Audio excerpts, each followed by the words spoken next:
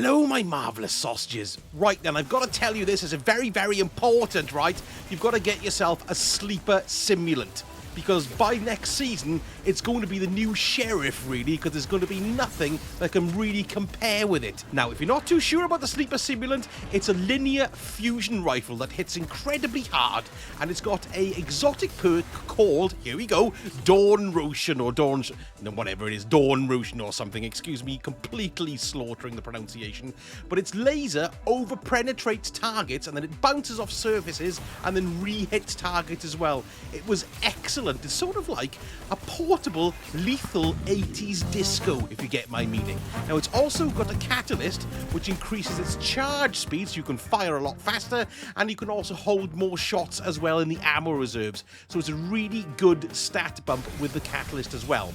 Now, what happened was, it was nerfed a while back and it kind of fell out of favour. And damage-wise, it used to be among the best, but after it was nerfed, it was outclassed by the likes of the mighty Xenophage and, well, pretty much any exotic rocket launcher you care to mention.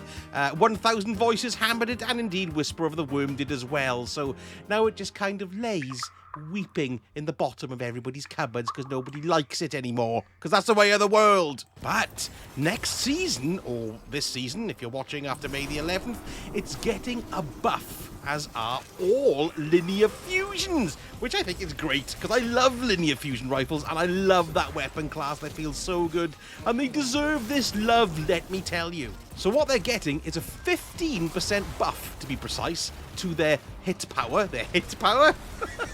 Yeah, you know, their power. And they're also getting a 20% buff to their ammo reserves as well. So to illustrate to you the difference this is going to be making, I'm going to explain it to you in the wonderful language of stats. You know, stats. Now, I've gotten these stats from somebody called The Real Hawkmooner over on Reddit, and it's a very handy read, so I'll link the original post for you in the comments below. Sorry, in the description, rather. But let's go and have a look at what these stats are. So currently, with the catalyst, the Sleeper Simulant hits at 14,347 DPS. Now, that's damage per second, in case you are wondering. Probably the most important stat any weapon can have. Now, with a 15% buff, it'll now hit at 16,499. That's a big difference, especially when you compare it to my current favourite ass whooper, the Xenophage. That only hits at 15,077. I was quite surprised at that. That's a big difference, so I think it's going to replace the Xenophage for me, to be honest, this season.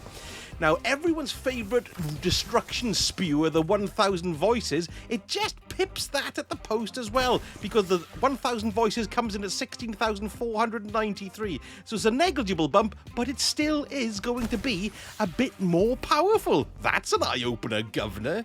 And another thing about it is that it deals its damage in a concentrated blast. So you're going to wallop them in the face, first of all. It's going to refract off any close surfaces behind it or around it, and it may bounce back round and then destroy them again, so you're going to get even more damage out of it, which is very, very nice. And in confined spaces, believe me, it's hilarious. Look at me shooting these people round the corner with a normal Sleeper Simulant. Now, if you also add into this mix high energy fire, you know, the charged with light mod, and then you use high energy fire, that adds another 20% buff to damage as well. So if you include that in, this is going to be very, very dangerous indeed. So from that stats lesson, you can see this is going to be the baby to have.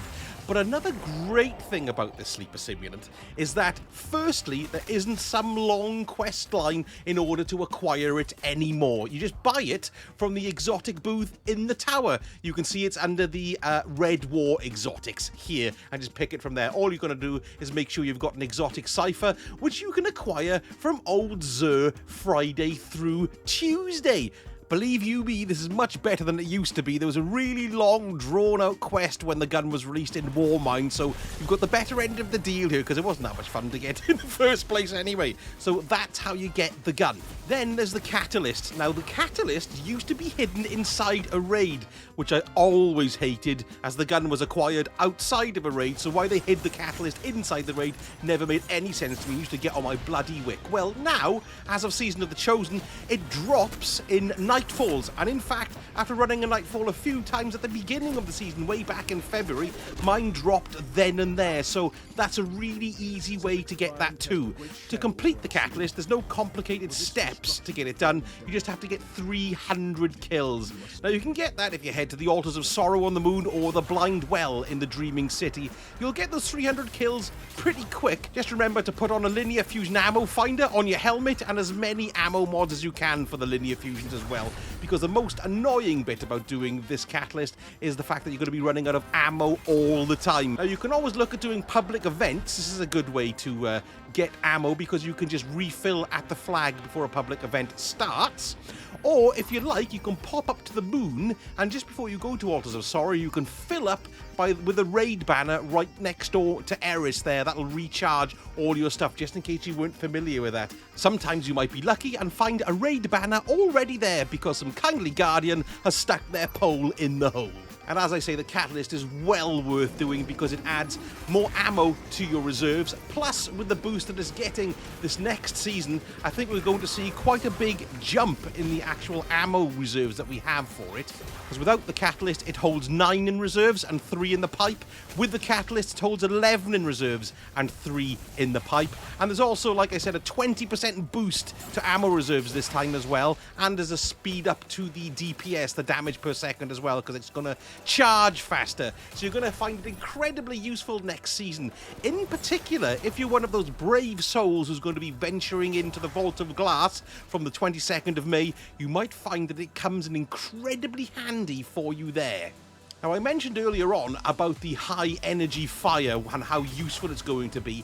Now, I've got a build which is incredibly handy to get yourself charged with light practically infinitely, and also to get yourself then the high energy fire. So if you want to have a little look at that build, you'll be able to use that in tandem with the Sleeper Simulant when it comes out to dish out some extra death. Now, if I've given you some handy info and also given you a chuckle as well, a like below is so helpful for me. It helps the video get disseminated amongst the internets a lot more. Thank you so much for watching, and I shall speak to you all again very soon. Only a week to go. Sausage out.